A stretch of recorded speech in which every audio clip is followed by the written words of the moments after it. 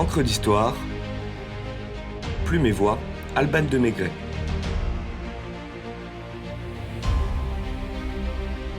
Les grands magasins à l'assaut de Paris.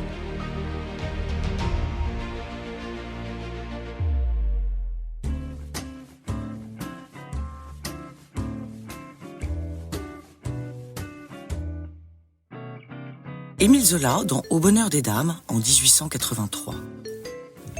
En haut, des parapluies posés obliquement semblaient mettre un toit de cabane rustique. Dessous, des bas de soie, pendus à des tringles, montraient des profils arrondis de mollets, les uns semés de bouquets de roses, les autres de toutes nuances, les noirs à jour, les rouges à coins brodés, les chairs dont le grain satiné avait la douceur d'une peau de blonde.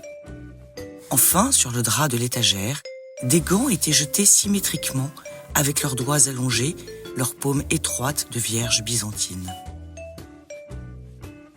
Avec cette œuvre majeure, l'auteur naturaliste nous plonge dans l'univers émergent des cathédrales du commerce, les grands magasins parisiens qui, outre leur audace commerciale et architecturale, vont au cours du XIXe siècle révolutionner l'acte d'achat et lancer une nouvelle classe sociale, celle des employés.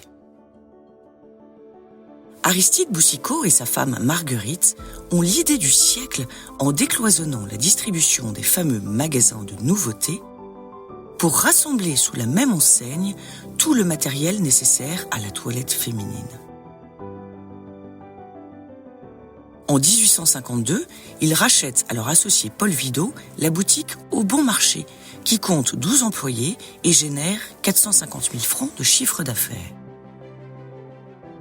Celui qui a inspiré le personnage d'Octave Mouret, héros du roman de Zola, parvient à multiplier les recettes par 15 en 10 ans, grâce à des méthodes novatrices qui reposent sur l'entrée libre.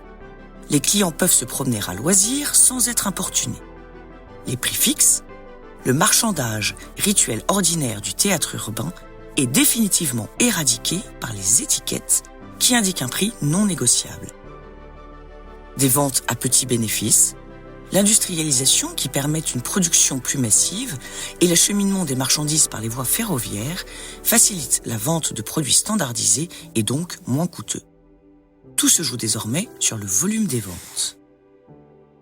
De la publicité et des réclames, un service de livraison, un catalogue de vente par correspondance, l'acceptation des rendus, des buffets et journaux gratuits, des ballons pour les enfants. L'ancien commis, devenu vendeur puis chef des ventes et enfin patron, a de l'ambition et ne veut pas en rester là. Il souhaite recréer dans son magasin le sentiment de profusion qu'il a ressenti à l'exposition universelle de 1855. Il lui faut donc plus d'espace. Boucicaut achète le terrain désaffecté et voisin de l'hôpital des Petits Ménages et confie les travaux à l'architecte Alexandre Laplanche.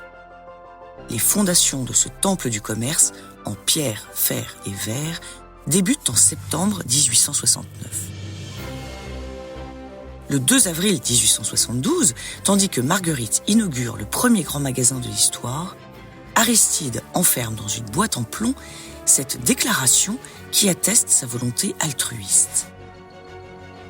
Je désire donner à cette construction toute spéciale une organisation philanthropique qui permette, en me rendant utile à mes semblables, de témoigner à la Providence toute ma reconnaissance pour le succès dont elle n'a cessé de couronner mes efforts. Le journal L'Illustration en fait écho. On y voit affluer tout Paris, la France, l'Europe entière, l'Amérique viennent le visiter ou s'adressent à lui.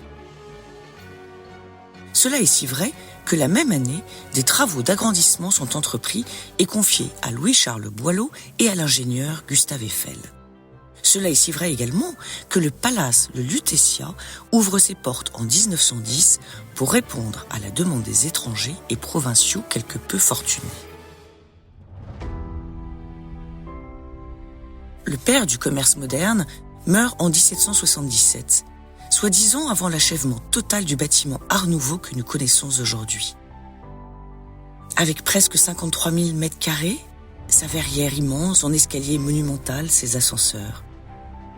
Il ne pourra donc jamais admirer le couronnement de son empire, que sa femme continuera de diriger d'une main de maître, devant gérer, à la mort de son mari, pas moins de 1788 employés.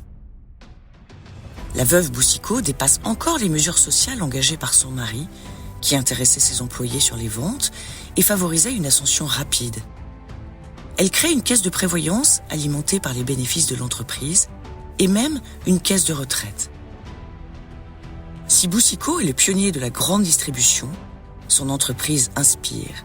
Et la capitale, en quelques décennies, voit se hisser des grands magasins de l'autre côté de la Seine, rive droite. Le bazar de l'Hôtel de Ville de Xavier Ruel, le Printemps de Jules Jaluzeau, la Samaritaine d'Ernest Cognac et sa femme Marie-Louise Jay, ou les Galeries Lafayette de Théophile Bader et Alphonse Kahn. Chacun d'eux est un joyau du patrimoine parisien et une célébration de l'art nouveau, puis de l'art déco. Coupoles en verre, rotondes d'angle, dômes majestueux, verrières ornementées, fresques colorées, escaliers spectaculaires, motifs floraux, vitraux subtils. Les grands magasins déroulent un luxe décoratif prodigieux pour faire le bonheur des dames. Et rapidement, celui des messieurs et des enfants.